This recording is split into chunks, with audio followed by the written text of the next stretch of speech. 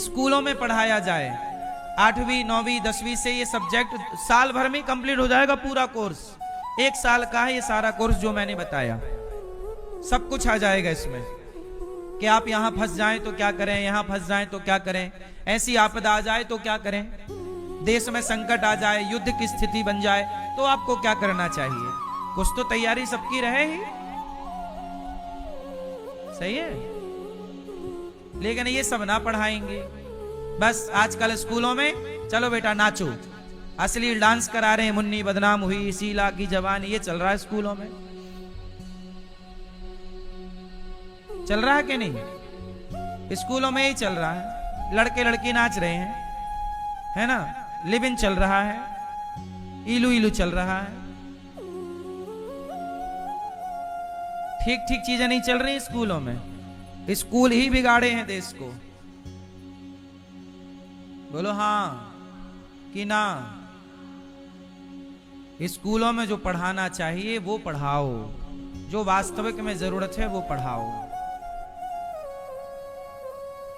आजकल के शिक्षित समाज को देख लीजिए, शिक्षा पाके 15 साल पढ़े, बाद में 20,000 की नौकरी नहीं मिल रही है। ये तुम्हारी शिक्षा का हाल है। सही है गलत है? 15 साल पढ़े, लाखों तुमने फीस दी और अब 20,000 की नौकरी को तरस रहे हो। भैया एक 20,000 की दे दो यार, नौकरी नहीं मिल रही है तो फिर पढ़ाई किस काम की? पढ़ाई का मतलब ये नहीं कि हम केवल नौकर बने। शिक्षा क्यों? पहले के जमाने की शिक्षा और आज के जमाने की शिक्षा में अंतर क्या है? आज के जमाने की शिक्षा केवल पेट भरने की है, पिछले जमाने की शिक्षा आत्म कल्याण की शिक्षा हुआ करती थी। उस शिक्षा से व्यक्ति का कल्याण होता था, आत्म कल्याण। अब यहां आत्म कल्याण जानते नहीं है। शिक्षित लोगों से पूछ लो आत्म कल्याण क्या, उन्हें नहीं पता।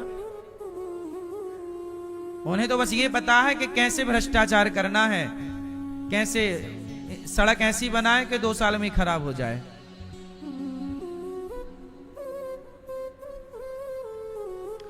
कल भैया बता रहे थे उज्जैन में एक सड़क है जो 25 साल से खराब नहीं हुई, तो जिस ठेकेदार ने सड़क बनाई उसको दोबारा सरकार ने ठेका ही नहीं दिया कि तूने इतनी बढ़िया सड़क क्यों बना दी भाई साहब।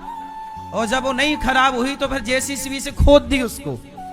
हाँ खोद, क्योंकि एक बार ये बन जाएगी सड़क, 25 साल चलेगी तो दोबारा पैसा नहीं मिलेगा ना, और बार बार बनती रहेगी तो उसके नाम का बार बार पैसा मिलता रहेगा और नेताओं की अफसरों का जेब भरता रहे। कमीशन सबका रहता है कि हम आपको ठेका देंगे सड़क बनाने का तो आप मुझे 20% देंगे, है ना। ये सब ठेका में सब कमीशन खोरी चलती है। इतनी बढ़िया सड़क बनाई कि फिर उसको दोबारा काम ही नहीं दिया। ये है भारत।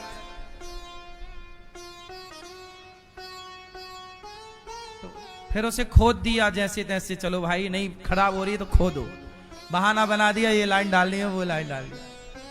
उज्जैन की सड़क है ना, ये उज्जैन में एक सड़क है जो 25 साल से खराब नहीं हुई, टूटी नहीं, कुछ नहीं हुआ। तो नेता अधिकारी परेशान हो गए, खराब क्यों नहीं हो रही है? क्योंकि उसके नाम का कोई निकल नहीं रहा है। टेंडर निकालोगे तो पैसा मिलेगा। तो ये यहाँ लोग अपना हित देख रहे हैं देश में, राष्ट्र हित के लिए यहाँ नेता नहीं सोच रहे हैं। सही है गलत है?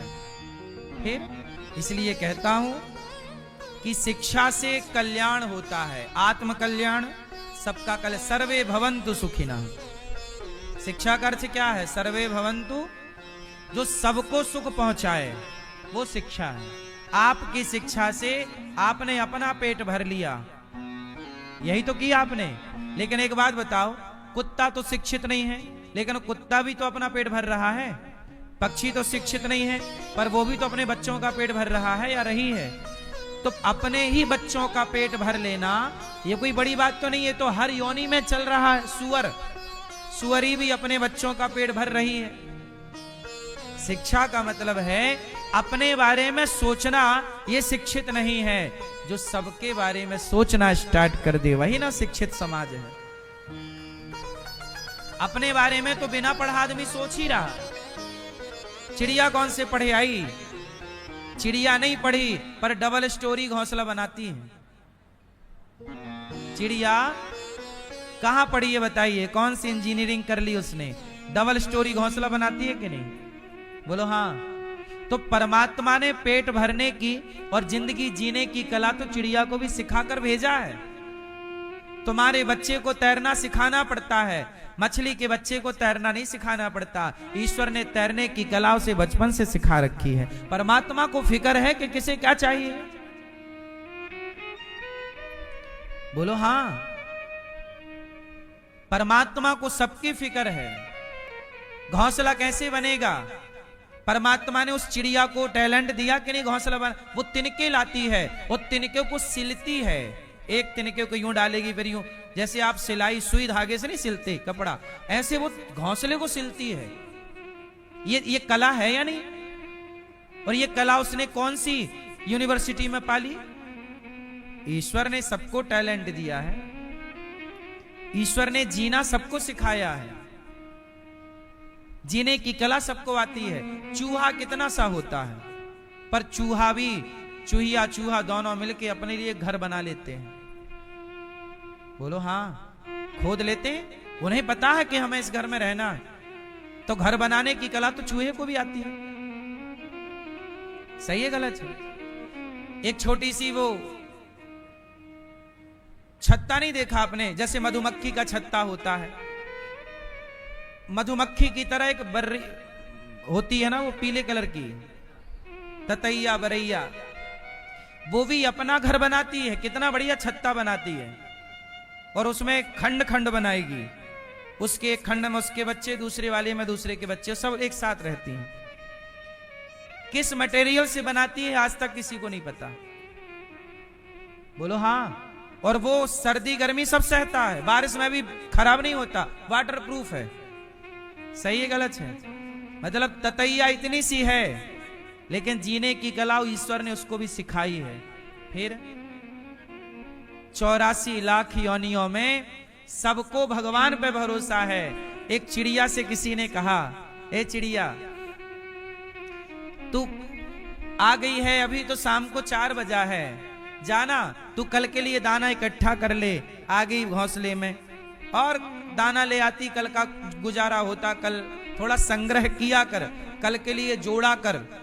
चिड़िया बोली, पागल हो, जिस परमात्मा ने आज का दिन दिखाया है, जब वो परमात्मा कल का दिन दिखाएगा तो पेट भरने की व्यवस्था कल वही करेगा। हम कल की चिंता आज क्यों करें? 84 लाख योनियों में बताइए कल की चिंता किसे है? किसी को नहीं, केवल आदमी इंसानों को है। और इंसान कल के चक्कर में मर रहा है आज। ये नहीं कि आज जिए, इसलिए वर्तमान में जीना चाहिए। कल जो होगा होगा, कल किसने देखा है? आज को हम खोएं क्यों? और जिन घड़ियों में हंस सकते हैं उन घड़ियों में रोएं क्यों? गाए जा मस्ती के तराने, गाए जा मस्ती के तराने, ठंडी आहें भरना क्या?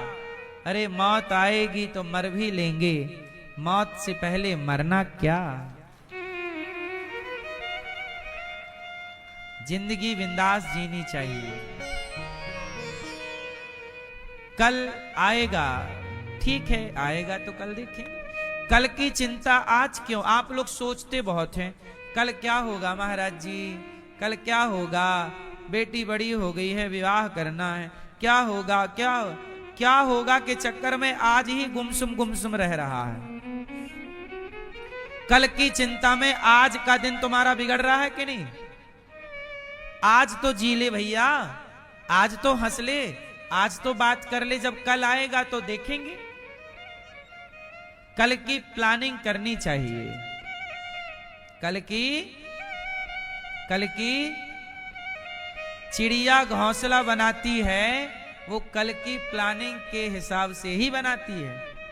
अच्छा एक बात और बताएं, चिड़िया घोंसला बनाती है तो अपने घोंसले में 2 मुंह बनाती है, 2 दरवाजे। कुछ चिड़िया ऐसी होशियार होती हैं कि 2 दरवाजे बनाती हैं। एक दरवाजा धोखा देने के लिए, किसको? सांप को। क्योंकि चिड़ियों के घोंसले में सांप अक्सर जाता है और चिड़िया के अंडे खा जाता है। तो चिड़िया ने, सोचिए, कहते हैं ना आवश्यकता ही आविष्कार की जननी है, आवश्यकता ही आविष्कार की। तो चिड़िया ने देखा कि ये तो सांप आता है और अंडा खा जाता है, तो उसने 2 द्वार बनाए अपने घोंसले के। एक नीचे बनाया जिसको सांप कंफ्यूज हो जाए, किसका तो द्वार है पर अंदर जा ही नहीं पा रहा अंडे तक। ऊपर का द्वार जिससे वो निकलती है उसे वो अपनी चोंच से बंद कर देती है। देखा होगा कभी आपने, डिस्कवरी इत्यादि में सब चीजें बारीकी से दिखाते हैं। बड़े बड़े जंगलों में ये सब होता है। अपने यहाँ की जो देसी चिड़िया है वो भी बढ़िया घोंसला बनाती है। तो कहने का तात्पर्य ये है कि परमात्मा ने जिंदगी सबको दी है ना, तो जीने की कला भी सिखाई है। कल की चिंता में कोई परेशान नहीं है। आप भी कल के बारे में सोच के आज ना गवाओ। आज हो, हंस लो, मुस्कुरा लो। 2026 चल रहा, हंस लो, मुस्कुरा लो। 27 जो होगा आएगा, देखेंगे। अब देखो कोरोना आया, कोरोना आया, जब आया तो हम सबने कोरोना से लड़ाई की, लड़े के नहीं। अब देखो आ ही गया है तो फिर टेंशन क्यों? अब कुछ हो ही, मुझे भी कोरोना हो ही गया था, लेकिन अपने आप को हमने बिजी रखा काम में, तो कब कोरोना भाई साहब आए और कब निकल के चले गए पता ही नहीं लगा, है ना। तो कोरोना हमें कोई परेशानी नहीं हुई तनिक भी, चूंकि कोरोना काल में ना सब लोग यहां वृंदावन में, संत लोग, रिक्शा वाले, कुछ लोग भूख से तड़पने लगे थे। एक तरफ तो उनकी मृत्यु थी कोरोना से, पर यदि कोरोना से नहीं मरते तो भूखों मर जाते, क्योंकि खाने के लिए अब आटा खत्म हो गया, रोटी खत्म हो गई, अब सिलेंडर खत्म हो गया। उस समय पे कहां कुछ काम धाम था ही नहीं, पैसे खत्म सबके। तब यहां गौरी गोपाल जी की रसोई चली, तो मैं ही सबको, संतों को, बच्चों को, बूढ़ों को मैं भोजन बांटता रहा पूरे कोरोना टाइम पे। लोग मेरे से बोले आपको हो जाएगा कोरोना, भीड़ भाड़ में। उस समय भीड़ भाड़ में रहना ठीक नहीं था, तो मैं भीड़ भाड़ में तो नहीं था, लेकिन भोजन तो सबको देना था, और देते लेते कहीं ना कहीं वो चीजें आ ही जाती हैं। तो कोरोना लगभग आया, और उस परिस्थिति से हम लोग डरे नहीं। भाई मरना तो है ही, तो कमरे के अंदर बैठ के मरने से अच्छा है कि ये भूखे मर रहे हैं, इन्हें रोटी दे करके चलें, क्योंकि ये भूख से मर ही जाएंगे। तो रोटी बांटो भैया, सेवा करके मरना चाहिए। तो हमने कोरोना काल में खूब, तब से ही अखंड रसोई, कोरोना काल की जो रसोई स्टार्ट हुई, आज भी गौरी गोपाल जी में चल रही है निरंतर, आज तक बंद नहीं हुई एक भी दिन के लिए, आज तक चल रही है। ये कोरोना काल की तस्वीर आप देख सकते हैं, ये टीवी पर। ये सबने मास्क लगा रखा है, सबकी दूरियां हैं, और यहां से सबको भोजन बांटा जा रहा था अखंड। ये संत लोग, अब सब तो घर वाले घर पे थे, पर संत लोग कहां जाएं, फुटपाथ पे थे, कुछ लोग रिक्शे वाले थे, जरूरतमंद थे, सबको यहां भोजन चलता रहा, पूरा शरीर कवर करके, और फिर सेवाएं चलती रही, हम रुके नहीं। तो कोरोना, हम केवल आपको ये बताना चाहते हैं कि देखो कोरोना आया चला गया, मुसीबत आती है और चली जाती है, लेकिन आपको उस मुसीबत से डरना नहीं है। कि कुछ लोग कोरोना से नहीं मरे, कोरोना के डर से मर गए। कुछ लोग कोरोना से नहीं मरे, कोरोना के डर से मर गए, कमजोर हैं। इसलिए कहता हूं, कमजोर ना बनिए, मजबूत बनिए। परिस्थितियां बनती बिगड़ती रहती हैं, हानि लाभ सुख दुख आता जाता रहता है, आप अपने को मजबूत रखिए। अब देखो ना, तब कोरोना की आपदा थी, अभी भी एक आपदा, युद्ध चल रहा है अमेरिका और ईरान का। एक रास्ता, समुद्री रास्ता बंद है, गैस आनी बंद है, गैस की दिक्कत चल रही है, डीजल पेट्रोल महंगा हो रहा, ये भी एक आपदा है। ये आपदा कितनी बड़ी हो सकती है, कितनी छोटी होगी, अभी कोई नहीं जानता, लेकिन अपने आप को तैयार रखिएगा। कल गैस सिलेंडर मिलना बंद हो जाए, चलो माना थोड़ी देर के लिए समझो कि गैस मिलनी बंद हो जाए, तो क्या भूख से मर जाओगे? नहीं, गैस के अतिरिक्त भी आपके पास विकल्प होने चाहिए। गैस के अतिरिक्त भी आपके पास विकल्प होने चाहिए। कल क्या चीज बंद हो जाए, क्या हो जाए, समय की कोई जानी थोड़ी है। इसलिए मैया ये परिस्थितियां सदा से बनती और बिगड़ती रही हैं। कभी आप पर संकट पड़ता है, कभी देश पर संकट पड़ता है।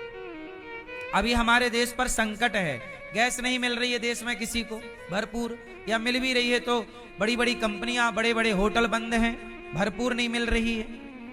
हमने अपने आप को अब देखो, गौरी गोपाल जी की रसोई चल रही है ना, हमें रोज 50 से ज्यादा सिलेंडर चाहिए रहते हैं, लेकिन हमारा सिलेंडर वाला बोला कि इतने ना दे पाएंगे क्योंकि है नहीं, आ नहीं रहे हैं। हमने कहा कोई बात नहीं, तुम पब्लिक को अपना सिलेंडर दो। और हमने तुरंत कोयला बुलवाना स्टार्ट किया। हमने 1 ट्रक 2 ट्रक कोयला बुलवा लिया और भट्टी खुदवा ली, रातों रात भट्टी खुदवाई, कोयला डलवाया।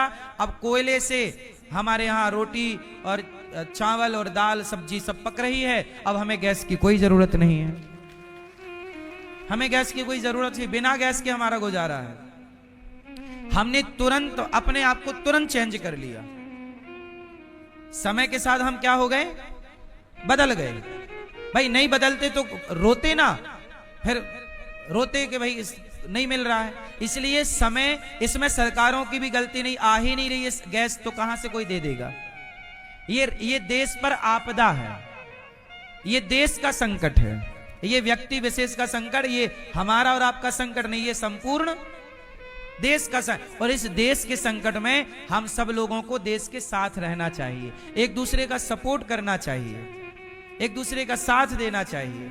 मैंने सारे सिलेंडर छोड़ दिए कि भाई तुम घर घर पहुंचाओ, क्योंकि घरों में कमी नहीं होनी चाहिए। गौरी गोपाल जी की रसोई तो भगवत कृपा से कोयले से चल ही रही है। तो देखो, हम समय के साथ जीना सीख लिए हैं, समय के साथ रहते हैं, समय के साथ जीते हैं। कोई भी मुसीबत आ जाए, वो मुसीबत हमें परेशान नहीं कर सकती।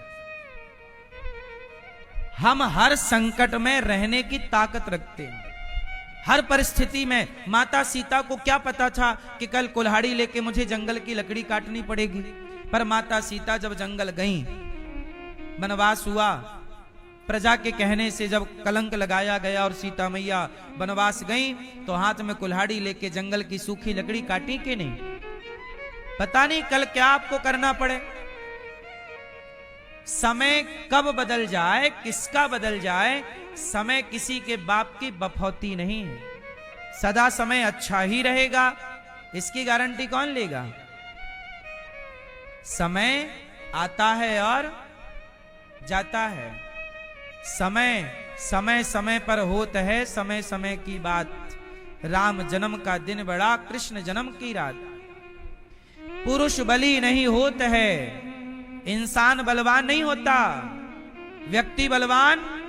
आप क्या कहते हैं, मैं बलवान हूं, मेरे पास पावर है। साहब तुम कर लो घमंड अपने पावर का, अपने पद का, अपने पराक्रम का, पर सुनो ये सदा ना रहेगा तुम्हारा बल।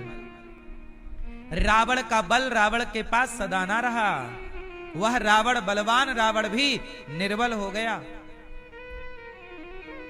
पुरुष बली नहीं होता है, समय होत बलवान। सबसे बलवान कौन है, सबसे बलवान समय होत बलवान। भीलन गोपी लूट लई, अर्जुन महाभारत जीत गए थे, बड़े बड़े योद्धाओं को हरा दिया, पर वही अर्जुन जंगल के कोल भीलों से हार गए थे। अर्जुन किससे हार गए, जब भगवान कृष्ण अपनी लीला पूरी करके गए 125 साल की, तब भगवान की पत्नियों को लेकर के अर्जुन हस्तिनापुर की ओर आए, तो रास्ते में जंगल के कोल भीलों ने अर्जुन को युद्ध में हरा दिया। जीतने वाले, महाभारत जीतने वाले जंगल के भीलों से हार गए। समय कब जिताए, कब हराए, कहां ले जाकर खड़ा करे, कहां से लाकर गिरा दे। घमंड ना करना अपने समय का, अपनी दौलत का, अपने पद का। बड़े बड़े पद वाले, बड़े बड़े घमंड वाले एक ही द्वार से गुजरते हैं। बोलो हां। समय किसे ना, बताइए, समय सबको हरा देता है। समय समय समय पर होता है, इसलिए कहता हूं अपने समय का सदुपयोग करिए। आज समय अच्छा है, अच्छे काम कर लो, घमंड ना करो। पैसा है तो बिगाड़ो ना, शराब में गलत कामों में ना खर्च करो। आज पैसा है, बिजनेस में लगा दो, व्यापार में लगा दो, अपने लिए घर खरीद लो। पैसा सही जगह लगाना चाहिए, क्योंकि आज है कल रहेगा कि नहीं। आज आप इतना कमाते हो, कल कितना कमाओगे। आज है तो घर खरीद लो, दुकान खरीद लो, बिजनेस स्टार्ट कर लो, कुछ काम शुरू कर लो। आज है तो कर लो। अब कुछ लोग क्या है, पैसा है तो कपड़े महंगे महंगे पहन लेंगे, महंगा मोबाइल रख लेंगे, महंगी गाड़ी। वो मोबाइल, वो गाड़ी, वो सब एक साल बाद कचरा हो जाएगा। कितने भी महंगे कपड़े पहन लो, होना रद्दी है, होना रद्दी में जाएगा। वो रद्दी में भी नहीं जाता कपड़ा। क्यों? 2 रुपया किलो भी तो नहीं बिकता कि आपके यहां बिकता है। फिर लोहा लंगर तो बिक जाता है कि नहीं आता। वो हमारे गांव में आता था, लैया करारी अद्धी पौआ लोहा लंगर हो तो बेचो। आजकल आप लोग ब्रांडेड कपड़े पहनना चाहिए, पहनना ओढ़ना अच्छी बात है, पर जितने से शरीर ढक जाए ठीक ठीक ठीक है। ज्यादा पैसा इन्वेस्ट कपड़ों लत्तों में नहीं, मुझे नहीं लगता वो लोग बिल्कुल समझदार नहीं है जो 50,000 रुपए कपड़ों में खर्च कर रहे हैं। 10,000 की साड़ी पहनना ये समझदारी नहीं है। आप बहुत बड़े आदमी, अडानी अंबानी जैसी स्थिति है तो हम कहते हैं सोना जड़ा के पहन लो। यदि आपकी स्थिति उस लेवल की है तो आप साड़ी में सोना लगवाओ और फिर पहनो, कोई आपत्ति नहीं, क्योंकि आपका लेवल है। लेकिन यदि सामान्य आप हैं तो आपको ना सामान्य ही रहना है। पैसे 10,000 की साड़ी नहीं, आप वो पैसा अपने चीजों में इन्वेस्ट कर सकते हैं। घर ले लो, खेत ले लो, क्यों? बिजनेस को खड़ा कर लो, व्यापार को खड़ा कर लो, फैक्ट्री बना लो। ठीक ठीक समझ। एक भी रुपए मुझे लगता है वेस्ट नहीं होना चाहिए, बर्बाद नहीं होना चाहिए, आपका भी किसी का भी। मैं तो सही आपको सलाह देता रहता हूं, है ना। ज्यादा पैसा आया है, सोना ही खरीद के रख लो, बढ़ जाएगा, संकट पे काम आ जाएगा। ओ मैया, तुम सोने में खरीदती क्या हो? हार। वो हार में बट्टा कट जाता है। सोना खरीदा करो तो प्योर खरीदा करो। बिस्किट वो आज जितने की है वो उसमें बट्टा बट्टा नहीं कटता, वो उतने की जाएगी। जब चाहे आभूषण बनवा लेना, जब चाहे जो यूज कर लेना। आभूषण खरीदोगे उसका बट्टा कट जाएगा, 20% 15% जो भी लेता है सुनार, है ना। पर प्योर गोल्ड है तो उसका नहीं कटे। मतलब ये इन्वेस्ट, मैं आपको बता रहा हूं कि जो तुम पुड़िया खा के ना फेंक देते हो, उससे बढ़िया है कि सही यूज होना चाहिए। जो व्यक्ति समय का उपयोग कर लेता है वो सुखी है, आज भी कल भी। और जो कुछ लोग पैसा पाके हैंग हो जाते हैं। पैसा आया तो गाड़ी ले आए और पाँव पाँव पाँव पाँव पड़ोसियों को सोने नहीं दे रहे हैं। 2 कौड़ी के लोग हैं ये, दिखावे की जिंदगी जी रहे हैं। चलो, आप बहुत समझदार हैं। बात हमारी स्टार्ट हुई थी कि माँ बच्चे की पहली गुरु है। ध्रुव जी ने जब अपनी माँ का अपमान देखा तो माँ ने मोटिवेट किया, मतलब सुनीति माँ ने, बेटा कुछ नहीं, तू जा तपस्या कर, जा। पिता की गोद में बैठना चाहता ना, जा परम पिता की गोद में बैठ के दिखा। माँ ने कितना अच्छा मोटिवेट किया। यही है माँ का काम। माँ चाहे तो बेटे को राम बना दे, चाहे तो रावण बना दे, चाहे तो सही बना दे, चाहे तो गलत बना दे। ध्रुव जी गए, तपस्या की, 5 माह तक खड़े रहे और प्रेम से वायु, प्राण वायु को रोक करके, और जो पांव के अंगूठी के बल पर खड़े हुए। 6वां महीना लगते ही देवराजेंद्र थर-थर कांप गए। प्रभु, ये धरती क्यों कांप रही है? भूकंप आ गया क्या? भगवान बोले, मेरा भक्त तपस्या कर रहा है। तो कहा इंद्र ने जाकर दर्शन दो। भगवान बोले, ध्रुव जैसे भक्तों को मैं दर्शन देता नहीं, बल्कि ध्रुव जैसे भक्तों का मैं स्वयं दर्शन करता हूं। प्रकट हो गए। ध्रुव जी के शंख का स्पर्श गाल में कराया, ध्रुव जी को दिव्य ज्ञान हुआ और ध्रुव जी ने कहा, योऽन्तः प्रविश्य मम वाचमिमां प्रसुप्तां संजीवयत्यखिल शक्तिधरः स्वधाम् अन्यास्तहस्तचरणश्रवणत्वगादीन् प्राणा नमो भगवते पुरुषाय तुभ्यम्। ध्रुव जी ने कहा, प्रभु मेरे अंतःकरण में बस जाइए। भगवान ने कहा, मैं तुम्हारे भीतर ही रहूंगा। आज से ध्रुव जी मैं आपके भीतर वास करूंगा। भगवान कहाँ वास करते हैं? हम सबके भीतर, अंदर। इसलिए उस परमात्मा को अपने हृदय में अनुभव करो कि मेरे भीतर परमात्मा है, मैं जो कर रहा हूं वो सब कुछ देख रहे। इसलिए वही कार्य करो कि जब परमात्मा देखें तो आपको शर्मिंदगी महसूस ना हो कि मैंने ये गलत कर दिया। क्योंकि साक्षी कौन है? हर काम के भगवान। इसलिए भगवान का नाम है साक्षी गोपाल। उज्जैन में महाकाल भगवान का दर्शन करने के बाद दर्शन की साक्षी कौन बनेगा? इसलिए वहां साक्षी गोपाल है कि नहीं? भोलेनाथ का दर्शन किया कि नहीं? कौन बताएगा? तब साक्षी गोपाल जी का दर्शन करोगे तो भगवान साक्षी बनेंगे कि हाँ, इन्होंने फलानी तारीख को उज्जैन आकर के भगवान शिव का दर्शन किया है। आपके हर पाप पुण्य का तीर्थ यात्रा के साक्षी कौन है? साक्षी गोपाल जी।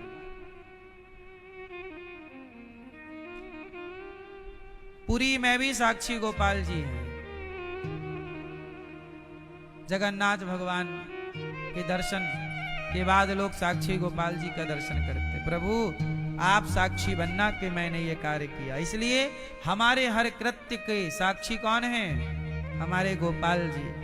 ये रहे हमारे साक्षी गोपाल जी।